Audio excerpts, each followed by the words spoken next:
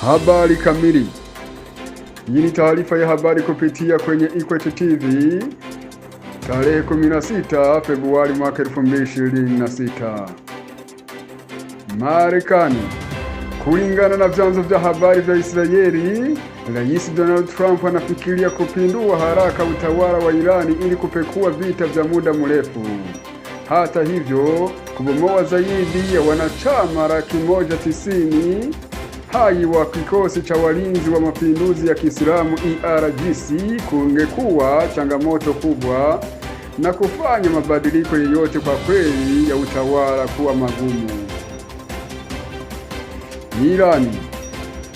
Mjukuu wa Ayatollah Khomeini, Ali Ahmad Khomeini, alitangaza kila nchi ya Kiislamu itaifanyia Israeli kile Hamas walichofanya haraka iwezekanavyo. Wamarekani watakufa kabla hawajatuona tukidhalilishwa. Korea Kaskazini. Kim Jong-un atoa makazi kamili kwa familia za wanajeshi waliouawa vitani nchini Ukraine. Rais wa Korea Kusini alizindua wilaya mpya ya Sepiol aliyotengwa kwa ajili ya familia za mashahidi walioanguka nchini Ukraine.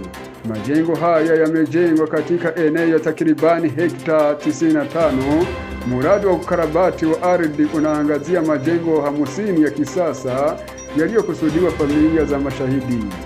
Harakati hii ni juhudi ya hivi karibuni ya kiongozi Kim Jong-un ya kuenzi wale walioelezewa na serikali kuwa wamekufa vitani. Hii ndio mwisho wa habari yetu. Karibu tena baadaye.